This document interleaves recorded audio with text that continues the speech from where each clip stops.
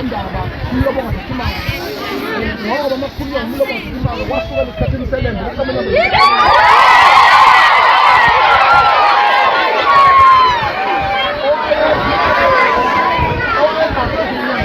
abalandela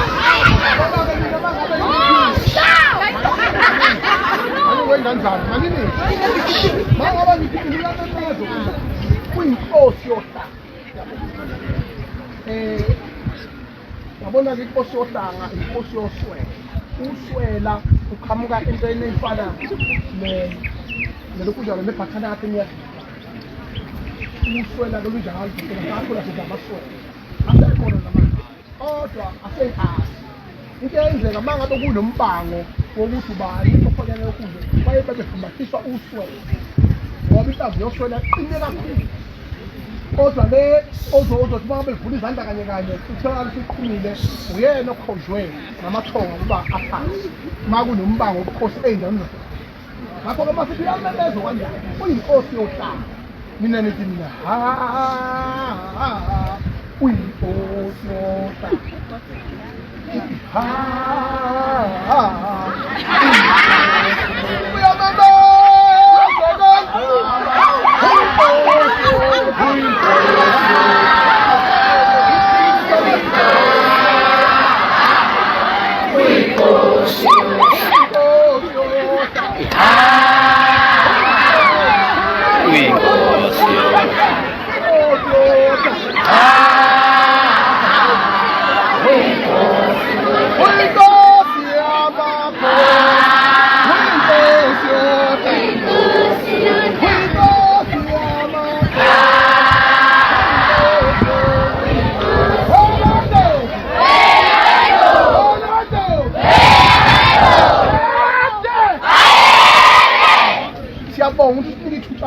encane ngoba uyiphazamisa iprogress yokufunda kodwa sikwazi ukungasabeli phinde simemeze emnyangweni ku-Department of Education la ubone khona ukuthi ukubaluleka kwelanga kaZulu kubalulekile ukuthi kutshalwe nasentsheni ezinina abantwana abasafinyayo imliba esafinyayo okuyiyona eyisahela ningayingabazo noma ngabe ungazizwa unamandla angakanani ufisa ngathi ungahlala ugqumagquma usuku nosuku wena wabona upopayi we-Red Bull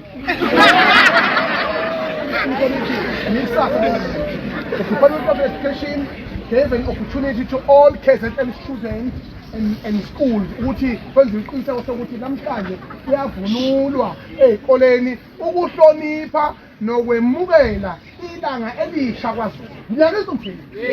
Wala wadofu. Wadofu. Nibonile Ingonyama ngelesibayeni ngithi. Nibonile qophe kumlando kwaZulu ngithi. Ngakho-ke ngifuna ukumtshela ngoba anisezona iy'ngane lezi ey'khasele ezinye. Nansi inkinga la ikhona. Awukho umhlaba ongenambango. Uma nje i-Ukraine neRussia bawomakhelwane but they are fighting ngithi. Yes. They are fighting for power. I-Ukraine izwe encane, i-Russia izwe eli-weak elibholonga kwi-G7 ngokwe-economic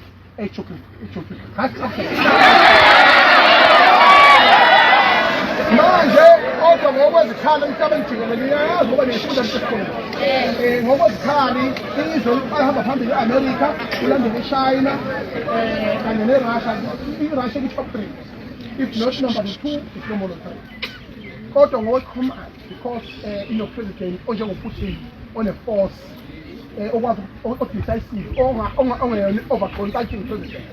That's why ekwazi ukuthi abomukolo sonifana.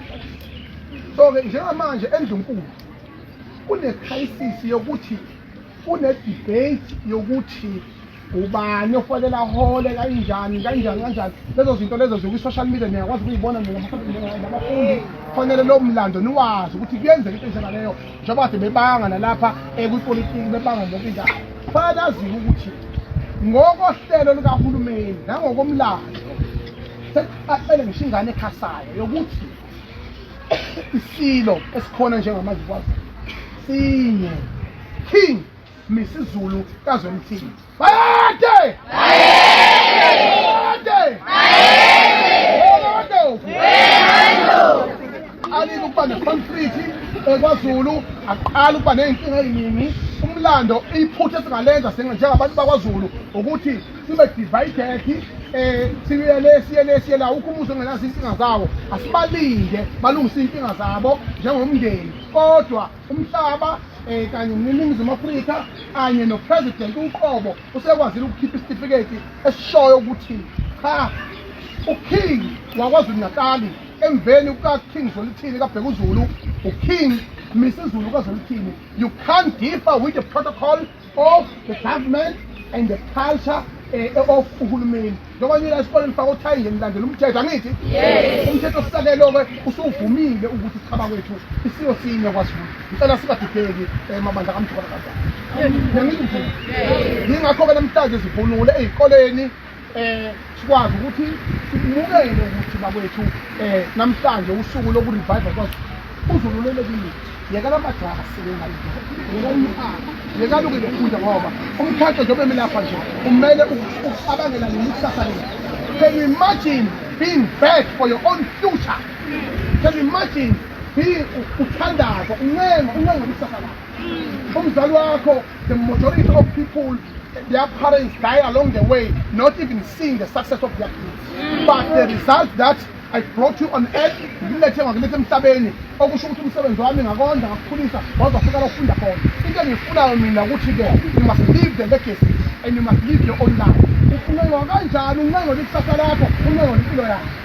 Namhlanje simi la emhlabeni kababa uJohn Langalibalele Dube umsunguli elanga iphephandaba umsunguli owakwazi ukuba upresident oqala we-African National Congress. I-African National Congress eyalwa namalungu namabhunu namangisi ekuthenini ukhululo lelizwe. President oqala waboshwa 27 years uMandela owayemi lapha ezindlini likaLangalibalele wathi dear Mr. President. Angithi ngiyakwazi la? Yes. Dear Mr. President, I am here before you to tell you that today South Africa is free. That was a historical moment when the first democratic president stands in the grave of the hero, in the grave of the freedom fighter, in the first president of the African National Congress, and saying this historic words ukuthi yila ukuzokwazisa ukuthi iNingizimu Afrika isikhululekile lokho enenikulwela sekuphumelela. Kwakuyintambuluko leyo eshoyo ukuthi bakwethu asibe munye sibe the nation in this country. This country is the most successful country in Africa, so therefore Dr. Fikile Aseme they were standing a graduate at University of London esho ethi I am an African, the first black man to say among his pressure to say I'm an African. So the man, you must be proud of who you are, you must be proud of your fight, you must be proud and leave the legacy on, make sure ukuthi amikhoso ukuthi ngoba namhlanje uZulu zalo kabusha ngiyacela ukuthi niziqhatshe ukuziqhatsha kusho ukuzithiba ungabi isifebe. Ngizanda izingane zami ngipresident wenu ngo-2024 eParliament ngiyolwela nina for the first time ngizoba president ehlale vonule.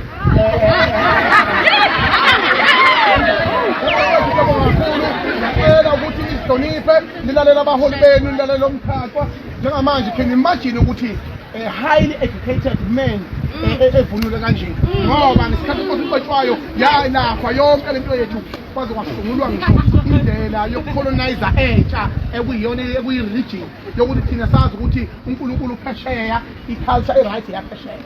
So now the time has come to revive ourselves. So therefore you must endorse it and value it. You are a young generation. I call it.